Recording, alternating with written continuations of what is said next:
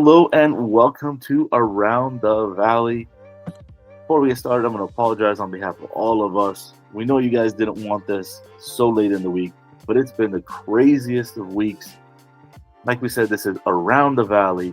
So before we roll into what we've got on our docket, I'd like to congratulate the Reseda Regions girls volleyball team for winning the first ever championship in volleyball in school history. I'd like to congratulate the Vaughn White Tigers for winning their second championship in school history. Reseda was in D3, Vaughn was in D2, and the Taft Toreadors for winning the open division. We got 3 volleyball champions. Congratulations, ladies. Now, let's roll into a deeper look in Around the Valley with the quarterfinals of football rolling in. Joining me, as always, Kenny Hodges, Kaylee Harden. How are you guys doing? Man, we're doing phenomenal. Listen, it's a great time of year. We're finishing up with volleyball. We're rolling into football playoffs. Basketball, all the winter sports are right around the corner. Those things are about to get going. And it is incredible. It is an incredible time if you are a fan of the prep sports scene. We got a lot going on, and we are going to jump right into it. Let's start with the scores from Division One. Sorry, Kenny. Yeah. I got to do this because, as I said, I kicked it over to you. I paused and I was like, I was just there yesterday and I forgot. In the intro monologue, you guys, we have history being made on Wednesday night. Granada Hills won their first ever water polo championship. They're the D1 champions in the boys. And in the open division, Cleveland Cavaliers, they upended and just dominated the Palisades Dolphins. That was quite a victory. They ended Palisades' 11-year run of consecutive titles. Palisades hadn't lost a game in the playoffs in 43 attempts. So, hell of a night. All right, let's roll into this. There's just so much excitement going on right now. I don't even know where I'm at. Yeah, man, like I was saying, it's ring season. It's the first part of ring season. It's fall ring season where a lot of our fall sports are wrapping up. We're starting to find our champions. We're starting to see teams reap the benefits of a season full of hard work. You know what, Kaylee? You were a dominant high school athlete. What are your recollections before we jump into things of how it was when you were in high school and competing on the level and winning and what it meant to you back then? How do you feel about that? Well, I mean, there's a word of advice to the kids, especially. I know we've got obviously a handful of seniors that have made it pretty far in this postseason and hopefully will continue to do so. But just enjoy every minute because you really never know. And I don't think a lot of kids really think about when your last game is going to be.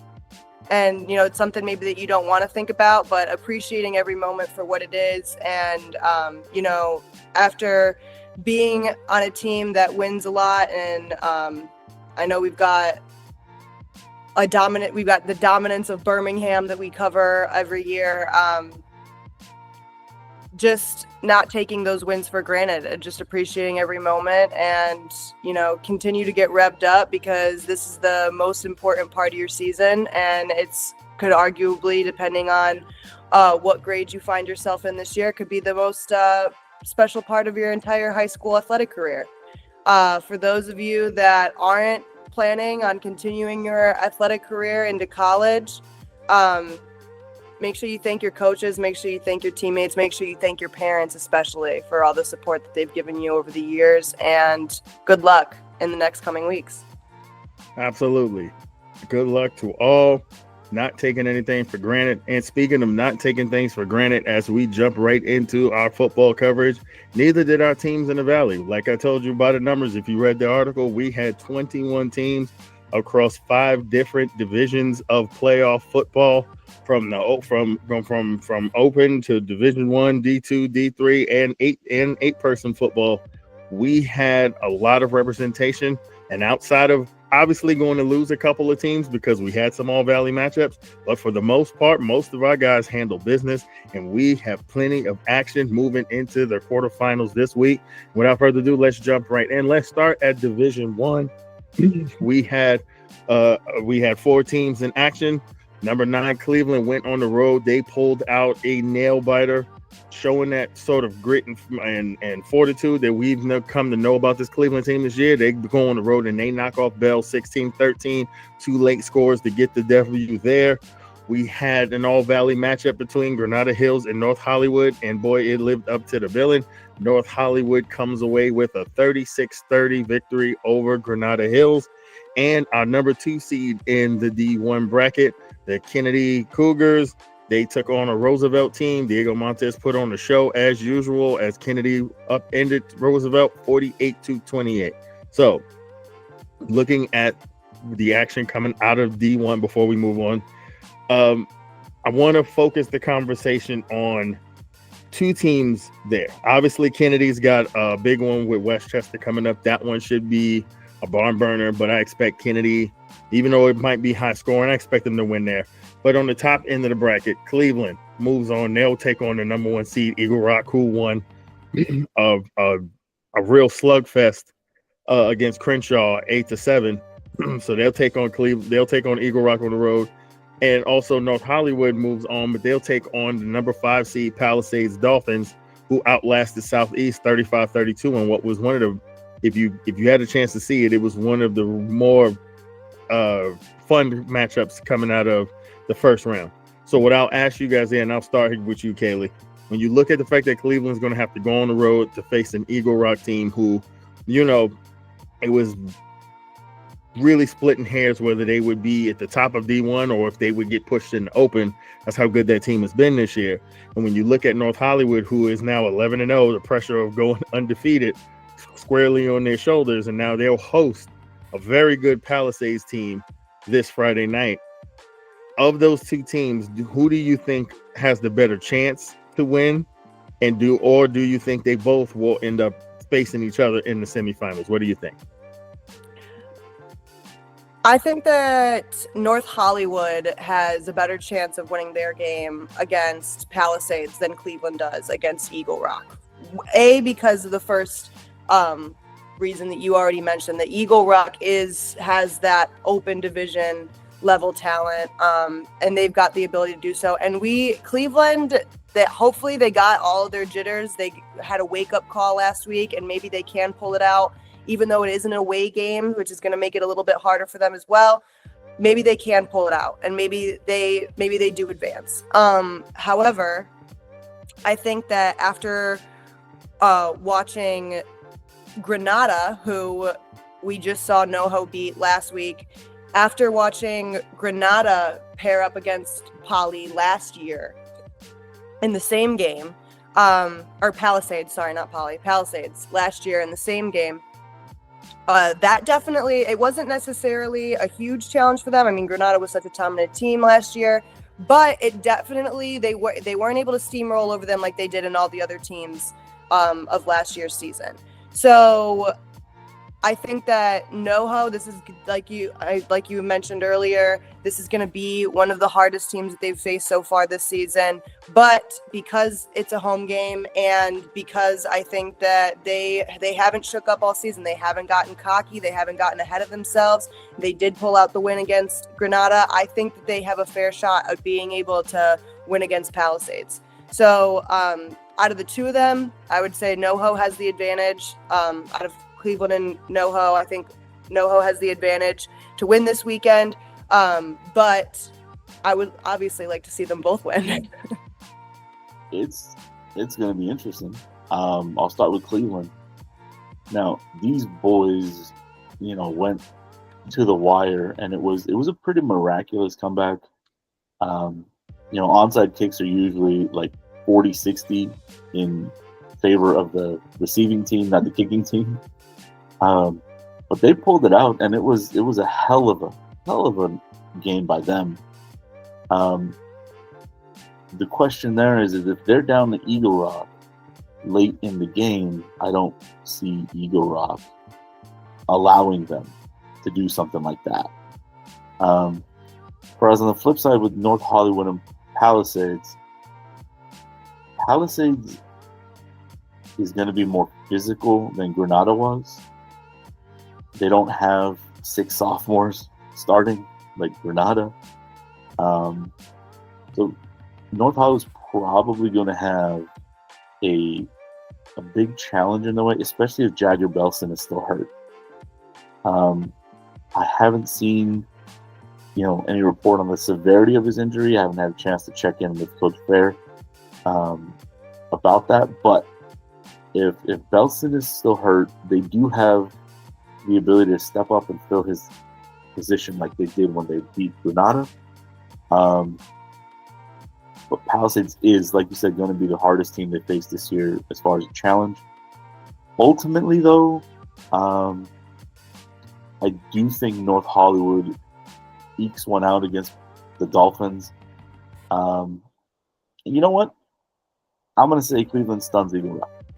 I think I'm kind of there too. Obviously, Cleveland, that's a tall mountain. That's a tall mountain. But I do think that when you look at what Crenshaw was able to do, I think it kind of gives you the blueprint. If you prevent the big play and you keep the game in the trenches, you can kind of keep yourself in the game against Eagle Rock. It was kudos to them. It was a real profession. It was a professional type effort, if you could say so, about amateur kids. But that sort of kind of has to be the game plan for Cleveland. I think what they did last week is they proved to themselves that they can pull out a close one. If they kind of hang in, that has to boost your confidence. And the same thing with North Hollywood. You don't get to this point in the season 11-0 if you don't know that we have a game plan, we have a formula, we know how we want to attack opposing teams, we know how we attack opposing defenses. They're a ball peen hammer. They just keep hammering you the entire game until you sort of break. So the difficulty with a team like Palisades is this team also is physical, but they also have balance. They can throw the ball as well as they run it. So that presents some challenge for North Hollywood. But I think I'm there with you. I think North Hollywood's going to win, and I think Cleveland has the ability to stun. We could get an all-valley matchup at the top side of the D1 bracket come the semifinals. So let's move on and look at the scores coming out of Division 2. This was the most heavily populated bracket when you looked at our Valley squads, and we knew because of an all-Valley matchup we would lose one. We ended up losing 2 teams, but we did still have quite a few teams advance to the quarterfinals. So let's go run down the scores. Starting with number 1 seed Arleta. Arleta looked the part of a number 1 seed. They put up 58 against Jordan. They won that game 58-34. Grant, I went on a limb and I said this is a good team that if they got out of the first round, they could be a team that could make a run. Well, they didn't get out of the first round. They lost a close one to Dr. Maya Angelou. They lost 23-17 in a tight one. A couple of miscues and mistakes kind of cost them there. Looking at the next matchup, Chatsworth up against San Fernando. San Fernando came in with revenge on their mind after what happened last year when these 2 teams met in the postseason. Well, Chatsworth still handled business. It was a competitive game. It looked like it could go either way for about 2.5 quarters until Chatsworth kind of put the hammer down, put the game away. Chatsworth came away with a 38-21 victory there. Moving on to Verdugo Hills. Out in Verdugo Hills, they took on the number 11 seed Lincoln. Verdugo Hills took the win there, 28-21 to advance. Selmar, a team that we've talked about all year. They've shown you they've had the chops to kind of be a team that we thought they'd be a tough out. They went on the road to Legacy and came away with a 14-7 victory for them to advance. And for last but not least, in D2, the number 2 seed El Camino looked every bit the part of a team that might have been a team that probably could have been a D1, that just the chips fell where they were down in D2, and they put a beating on Hamilton, the number 15 seed, by a 49-7 score. So again, similar to the conversation that we just had in D1, this Division 2 is one of the 2 brackets that are really interesting because we're essentially guaranteed to have a Valley team in the championship matchup because we have all Valley matchups. on the bottom side of this bracket here in the quarterfinals with number 3 seed Chatsworth hosting number 6 seed Verdugo Hills, and also Selmar, the number 10 seed, after pulling the upset on number 7 Legacy. They'll take their crack at the number 2 seed Elko Royals as well on Friday night. So looking at those two matchups, the same as I asked you guys in D1, you've got 2 All Valley matchups here. Obviously, someone's got to win, set up a semifinal matchup. Looking at Chatsworth Verdugo Hills and Silmar Elko, tell me, who do you see emerging from those 2 matchups and facing off in the semifinals next week out of those 2 games? I'll start with you, Shabir.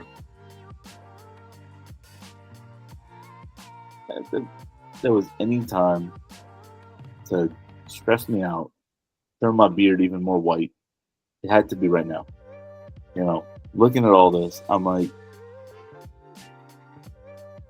it's something internally where I didn't want to have to pick, but we have to pick, because that's what we got. One team's got to win, one team's got to go home, and there's sentimental favorites all over these brackets, and no different with Selmar and El Camino for me in terms of 2 teams that have really kind of built themselves up, in my sentimental meter. With whatever Silmar's done this year and the way they battled and the way they fought and whatever Elko's gone through in the last few years to get to this point. But if we're strictly basing it on what they've done on the field, I kind of feel like Silmar has that puncher's chance. But I think El Camino might be the more finessed fight, if we're using boxing terms. And they might be able to, keep Silmar at arm's length and take this one. I think it'll be close. I say Elko comes out of that matchup. And the other one, Chatsworth is proving themselves to, have not really missed a step this year, outside of, having lost a big bell cow from last year. Verdugo Hills has really, really put it together. And they've shown that when they play a clean game and their defense is locked in, they can hang with almost anybody. So I will say, if Verdugo is locked in and this defense plays the way I've seen them play this year, I think they take it over Chatsworth. All right, Kaylee, who you got? Chatsworth, Verdugo Hills, who you think wins that one? And Selmar and Elko, who you got winning? Who you got winning these 2 games? I'll say that 90% I agree with what Arshabir just said. I think that in terms of Chatsworth versus Verdugo, I think that, where we disagree is that I would prefer to see Chatsworth win over Verdugo, but for the reasons that he had mentioned, just sentimental attachment to that Chatsworth team. But Verdugo is no easy competition. Their defense is tough, and they are more than capable of beating Chatsworth. So it's not going to be a handout game. In terms of Selmar versus Elko, I am going to take Elko for that matchup. Selmar has built something great this season, but I think that Elko they're used to being the underdog, and they're used to going up against adversity. Not necessarily saying that that's where they stand in this matchup specifically, but I don't see them giving it up, and I see them taking away the win. Yeah, for me, I think I lean this way. I think that Elko is a team that it's been a season of self-discovery. And like I said, in the second half of the year, outside of the Birmingham game, you really saw a team sort of figure out who they are and what they're capable of. So I think that will be enough. I think Acevedo will play well enough. He'll get the ball to those receivers. And I think that will be enough to carry them past a game, a Selmar team that is going to be more than game coming into their house to play that game. But I am going to give it to Elko. I think it'll be a close one, but I think Elko will win. And as far as that, as far as the Chatsworth and Verdugo Hills game, the difference in this game to me is simple. San Fernando was very much in that game, but as we talked about, because they do have some young guys they worked in, they that were playing this year. The difference in that game was when it came down to critical times, when it came down to critical down and distances, it was San Fernando that was making all of the mistakes. I think Verdugo is a team that is a little bit more veteran laden, and they're not going to beat themselves. It's something we talked about all year. This was a team that even when they lost to Arleta, you can honestly make the argument that was a game that they could have and should have won if they had minimized mistakes. So when they have played clean football this year, they have won. So I think Verdugo goes into Chatsworth. I think they play a clean game. I think they lean on their veteran leadership, and I think that they will go in and pull the upset, and we'll get a Verdugo Hills Elko semifinal in D2, which would be really, really fun if we can get that matchup. So let's leave the conversation for Division 2 there. Good luck to our teams there going into Friday night. And let's look at Division 3. Division 3 was almost just as jam-packed in terms of as many teams as we have in that division as we did in Division 2. So let's start with the scores and the happenings that happened last week. So Poly was the number 1 seed in D3. A little bit of a shock here. They go down to the number 16 seed, George Washington Prep, 33-26. A little bit of a shock there. The 9 seed Panorama, they go on the road to Santee, and they put up 54, and they win 54-36 over Santee. The number 3 seed Chavez, they hosted Jefferson, a workmanlike performance for Chavez. They take the win 28-12. Fulton, congratulations to Fulton making the jump not only from 8-man, but making the playoffs straight away, and not just making the playoffs. Now they have a playoff victory under their belt as they beat University 14-8 at home. Van Nuys continues an incredible season that they've had as the number 7 seed in D3. They take down number 10 Contreras at home 31-6. And last but not least, in Division 3, Taft gets a measure of revenge against a Diamond League team that sort of kind of derailed their season last year when they came in and beat them at Taft.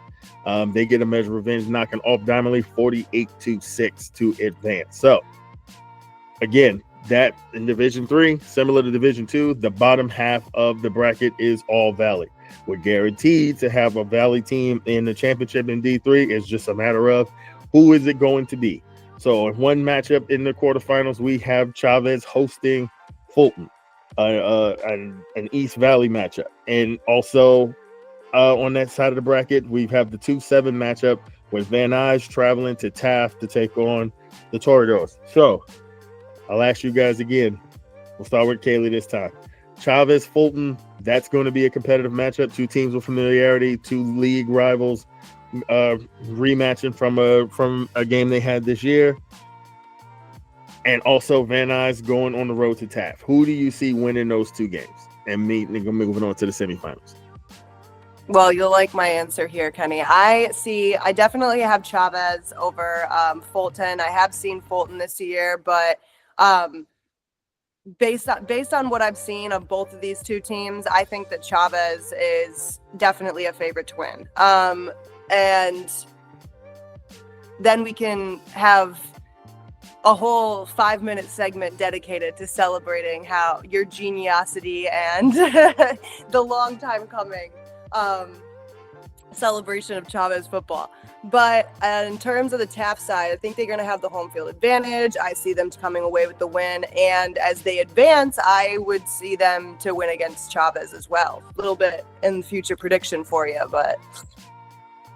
Okay, all right, Archiville, what you got? Who do you think wins these 2 matchups and sets up a semifinal showdown? Well, I'm partially there with Kaylee. I think the Chavez Fulton game is going to be closer than we might expect if we look at their previous matchup. Remember, this Fulton team is just 2 years removed away from winning a city title. 8-man may be different from 11, but playoffs are playoffs. Championships are championships. And when you're in that environment and you've been there, and it's the same coach that led them there, I think that's going to be a hell of a matchup. Probably a big slugfest. I do wish we could get out to that one. Ultimately, though, I think it's a one-score game. I think it comes down to the wire, and I do think Chavez leans on their experience a little more, and takes this one. Van Nuys Taft. I'm going back to experience here. Taft does have some senior playmakers. They've got some kids that have a lot of skill. But this is a team that is fairly young and still trying to figure out its identity. Whereas Van Nuys knows who they are. They're coached very well. Not to say that Taft isn't, but with the way Van Nuys has put this identity together this year, and then to kind of flip that on its head against Contreras and say that, no, we can do multiple things to beat you. That tells me that Taft will probably be ready to roll with. Van Nuys will probably be ready to roll with Taft, and I think they pull it there. I think Van Nuys takes it. Yeah, I'm not going to stray too far away from that. Like, it won't be easy to go into Taft's house, and it won't be easy to go into T house and win that game. But what Van Nuys has shown us this year is this team is incredibly tough. They're incredibly well coached. That's the reason why they were able to go in and ruin San Fernando's homecoming. That's the reason they were able to keep themselves for a long time in that game with Kennedy before it kind of pulled away from at the end of the year. I think this team knows who they are. I think this team knows they're going to come in, they're going to chuck the ball over the yard, and it's a matter of, can you stop us from doing what we want to do? And they're going to play up tempo, they're going to play fast pace, and if you aren't ready or prepared for that tempo, you could have a situation where you find yourself getting run out of the building. I want to go Taft, but I also think Van Nuys is sort of the perfect opponent to go in there and kind of pull the upset. And on the other side, Fulton, this is dangerous. This is also one of those teams you don't want to see for the second time in the year and give them a chance to sort of diagnose what went wrong the first time to kind of correct those things, which is what Chavez is going to have to worry about. But I do think the physical nature of Chavez is going to be enough to kind of get them over the hump, having to play Fulton the second time. So I'm going to go with a Chavez, Van Nuys semifinal myself. So we'll leave the conversation for Division 3 there. Again, we've got 5 teams in D3. We're guaranteed to have we're going to have 2. Panorama has got GWP, who obviously, based on what they did the first round, is a team they're going to have to kind of worry about, but they might be able to get past. And hopefully we have 3 teams in the semifinals in Division 3. Looking at 8-man, we also have an All-Valley matchup in the semifinals. Just to kind of recap on those scores of what happened in 8-man in terms of our team, 8-man football in terms of our teams. East Valley went down. They were the 4 seed. They lost to New Designs University 48-8. Valley Oaks pulled the upset over New Design Watts. A little bit of a surprise there, 16-8. And Soches, who is a team that has kind of rolled all season long, they did the same against the number 7 seed USC Hybrid, 58-14, setting up a Vultures versus Soches semifinal for a shot in the 8-man championship. So good luck to those 2 teams there. And before we move on to the look ahead, I just want to recap a little bit of the scores from the Southern section from this past week. We had a number of teams that were in the playoffs. We still have a few of them that are still alive. Sierra Canyon pulled the win off over Servite 38-14, setting up a huge matchup with the number 1 team, not in California, but in the country in modern day. So good luck to them with that one. St. Genevieve pulled the win up on the road against Norwalk 34-27. They'll get to host the home game against Great Oak in Division 9 action in the quarterfinals this week.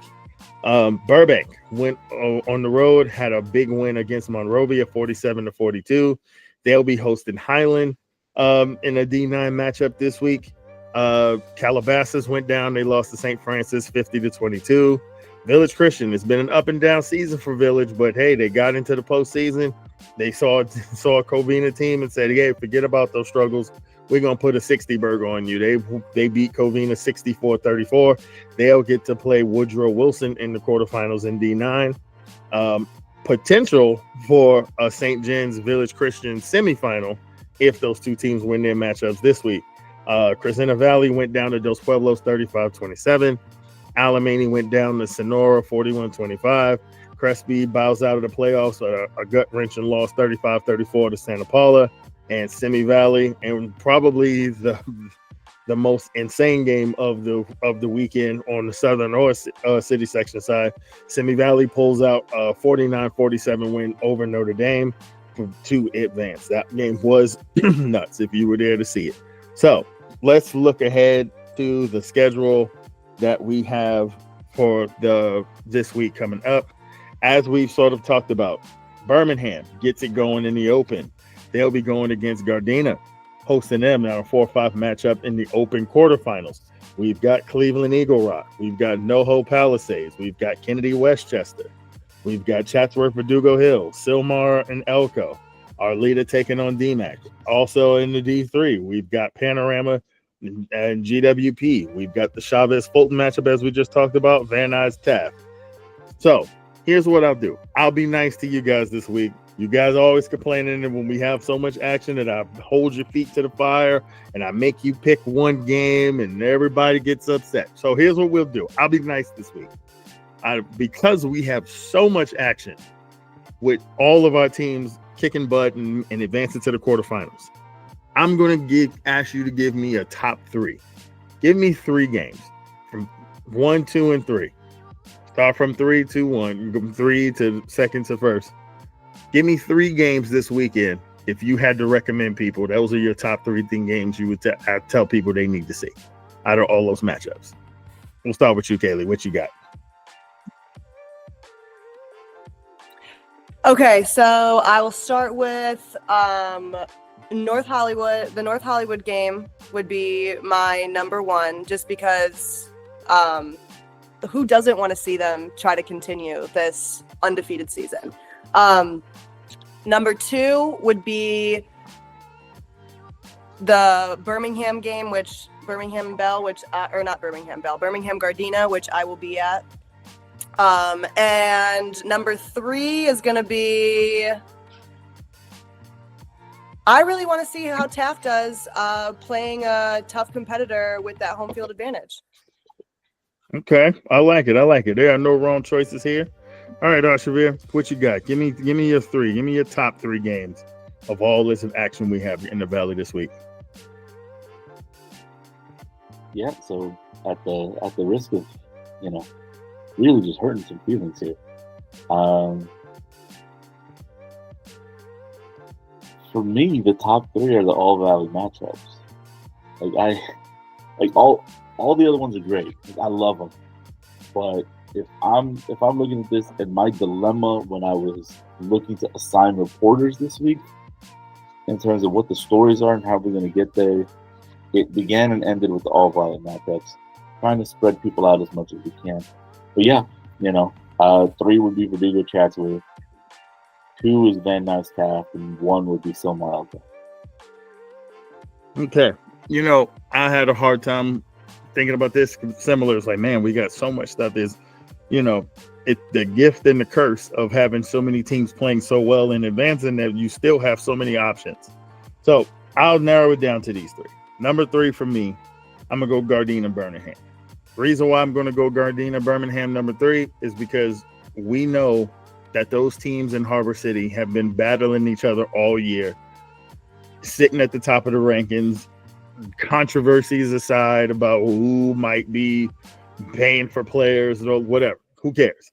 It's playoff time, it's brass tacks time. All that stuff goes out the window. You got to go out there and beat the guy in front of you. And we all know that Birmingham, forget that number 4 that's next to their seed. No, we don't care. They might be number 4 in this bracket, but they're number 1 in all of our hearts because of how long they have been busting up people. So this is a game, though, when you look at a Gardena team This is a team that's going to come in confident. This is going to be a team that comes in thinking that they can kind of put it into this tyranny of Birmingham ruling everything.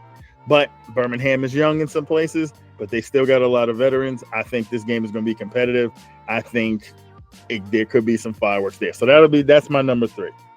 My number 2, and it's hard because there were a couple of options. I almost wanted to cheat and go 2A, 2B, but I won't. I won't be a punk about it. I'll just go ahead and let me go. I'm going to go North Hollywood and Palisades. The reason why is because North Hollywood is 11-0, but they're going to be tested in ways they haven't been tested this year when they play this Palisades offense team.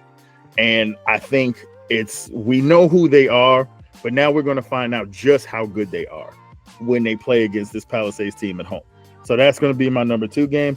And the number 1 game for me is just because I wanted to do it. I'll give them honorable mention. I'm going to go Fulton Chavez just because I think it's an incredible story. Either way, coming out of that, you've got an incredible story. You got a Fulton team that jumped back into 11-man when they were wondering if they could do it, that might find themselves a win away from a championship and 11-man coming in from 8-man. And if Chavez wins, we're talking about maybe potentially finally living up to some of that potential when they look like they seem to be on the cusp for a couple of years. But the number 1 game for me, it's got to be Kennedy Westchester. If you like points, if you like seeing that ball get chucked around, if you like skinny quarterbacks that run fast and run away from people and might run for 200 yards and throw for 250 and 300 yards, this is going to be the game for you. This is probably the most exciting quarterback matchup of all the games in the city side of the playoffs. I think it's going to be a lot of points. This feels like a game where both teams could be scoring in the 30s or 40s. I just think that if you watch that game, if you go to that game, you're going to be entertained by what you see those 2 quarterbacks do. We know who Diego Montez is. Westchester has a really good quarterback. They're going to put up a lot of points. So that's my number 1 game. Kennedy and Westchester, expect fireworks. So we're going to leave the conversation there. Like I said, we got a lot of action. We got a lot of games going on in our backyard. We hope you all go out and support these kids. Go out and watch these games because, like Kaylee was saying, for a lot of these kids, the seniors, they don't know when it ends. They don't know, they're enjoying it. But also, it's us as parents and supporters. We also want to make sure we're out there supporting these kids too, because it has been 4 years of hard work for a lot of these kids who are out there putting it all on the line, trying just to live and fight and play for another week before they wrap up their high school careers. Before we check out, make sure you go to valleysportstelegram.com. We have all the action, all the stories, everything you need. Whether you're at these games or not, go to our website because we're going to write and tell you everything that happened this week. Also, make sure you check out our Instagram. It's popping over there. We always have things up there. We can keep you in the know of what you need to see. We have all kind of things there. Also, make sure you like and subscribe this video. Around the Valley, we bring you everything we have about what's going on in the prep scene. We upload these weekly. We keep you in the know. So if you like what you're hearing, leave a like, support us. And until next time, peace.